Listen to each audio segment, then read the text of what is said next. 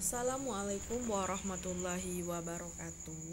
Baiklah, di sini Ibu akan mempresentasikan mengenai pembelajaran kita hari ini tentang perjuangan Nabi Muhammad SAW pada periode Mekah. Yang pertama yang akan kita bahas yaitu mengenai masyarakat Yathrib pra-Islam. Masyarakat Yathrib terdiri dari dua kelompok besar, yaitu kelompok masyarakat Yahudi dan kelompok masyarakat Arab. Yahudi terdiri dari berbagai suku, baik yang besar maupun yang kecil. Adapun yang besar yaitu Bani Qunayqah, Bani Quraidah, Bani Nadir, Bani Ghatfan. Sedangkan suku Yahudi yang kecil yaitu Bani Ikrimah, Bani Mahmar, Bani Zu'arah, Bani Yazliyah, Bani Syam, Bani Bahdal, Bani Auf, dan Bani Salabah. Sementara masyarakat Arab terdiri dari Bani Aus, Bani Khazraj, Bani Najjar, dan Bani Najran. Bani Aus dan Bani Khazraj merupakan suku Arab terbesar. Lalu yang kedua yaitu proses hijrah ke Madinah.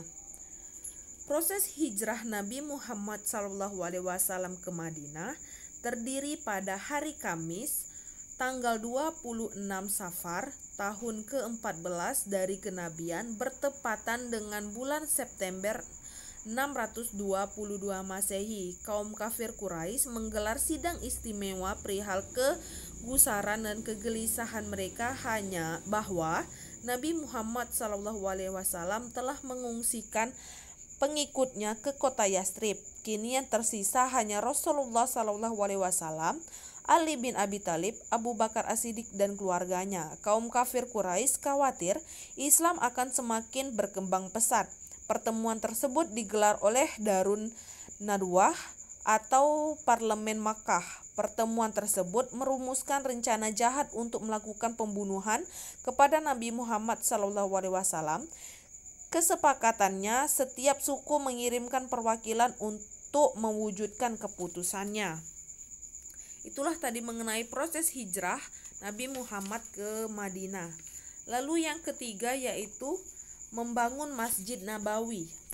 Ketika pertama kali menginjakkan kaki di Madinah, Rasulullah SAW singgah di perkampungan Bani Najjar pada hari Jumat 12 Rabiul Awal tahun pertama Hijriyah yang bertepatan dengan 27 September tahun 622 Masehi. Di perkampungan Bani Najjar, Rasulullah tinggal di rumah Abu Ayyub Al-Ansari. Langkah pertama yang dilakukan Rasulullah SAW adalah membangun masjid. Tempat pembangunan masjid ditentukan oleh tempat berhentinya unta yang dikendarai oleh Nabi Muhammad. Akhirnya unta tersebut berhenti di tanah milik dua orang anak yatim. Dibelilah tanah tersebut dan dibangunlah Masjid Nabawi. Lalu yang keempat mengenai tentang Piagam Madinah. Selain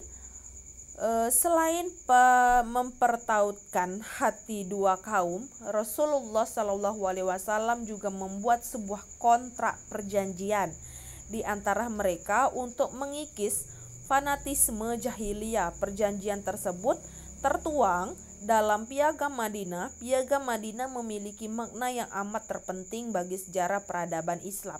Piagam modern ini syarat dengan semangat keberagaman dan keterbukaan serta humanisme dengan Islam sebagai landasannya.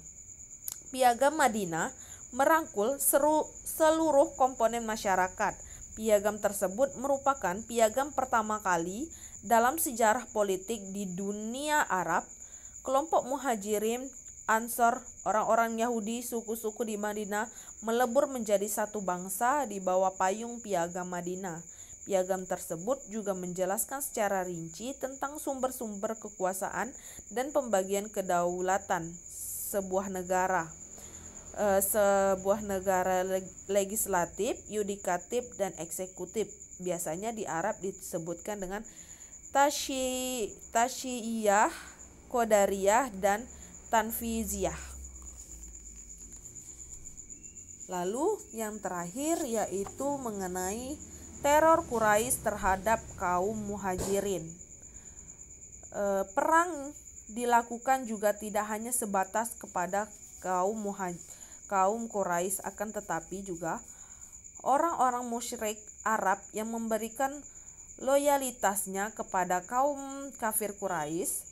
Yang kedua, memerangi setiap mereka yang melakukan pengkhianatan atau berpihak kepada kaum musyrik. Lalu yang ketiga, memerangi dari ahlul kitab yang memulai permusuhan dengan kaum muslimin sebagai kaum Nasrani. Lalu yang keempat, menjaga setiap orang yang masuk ke Islam, baik dari golongan musyrik maupun Yahudi, Nasrani, dan selainnya. Mereka tidak boleh diganggu jiwa dan harta mereka, kecuali mereka tidak boleh diganggu jiwa dan harta dengan apa yang diizinkan dalam Islam.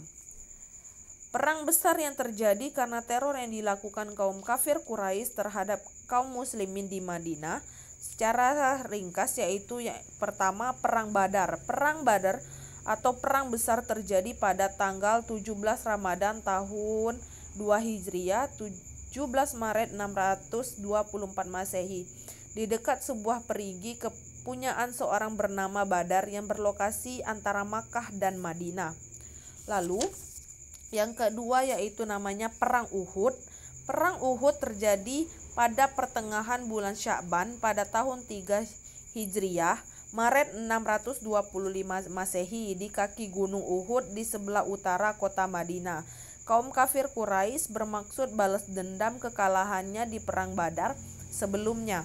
Kaum kafir Quraisy merasa malu dan kehilangan muka akibat kekalahan mereka dari kaum muslimin dalam upaya untuk memenangi peperangan Uhud. Abu Sufyan mengerahkan pasukan sebanyak 3.000 pasukan koalisi yang terdiri atas suku Quraisy, Arab, Tihamah, Kinanah, Bani Al-Harits, Bani Al-Haun, dan Bani Al-Mustahil. Lalu yang terakhir yaitu disebut dengan Perang Kandak. Perang Al-Ahzab atau Perang Kandak terjadi pada bulan Syawal tahun 5 Hijriah, April 627 Masehi, di sekitaran kota Madinah, terutama bagian utara. Kekuatan pasukan Quraisy dan sekutunya lebih dari 10.000 orang, sedangkan kaum muslimin hanya 3.000 orang.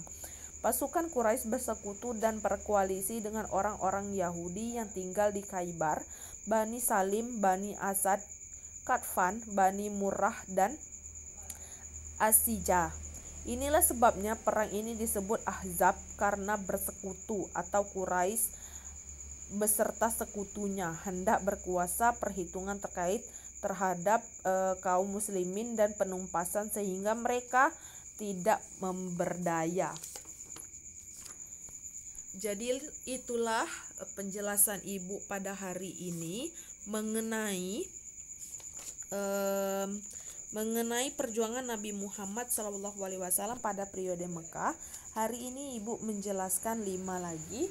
Untuk 5-nya minggu depan Ibu akhiri. Wabillahi taufiq wal hidayah. Wassalamualaikum warahmatullahi wabarakatuh.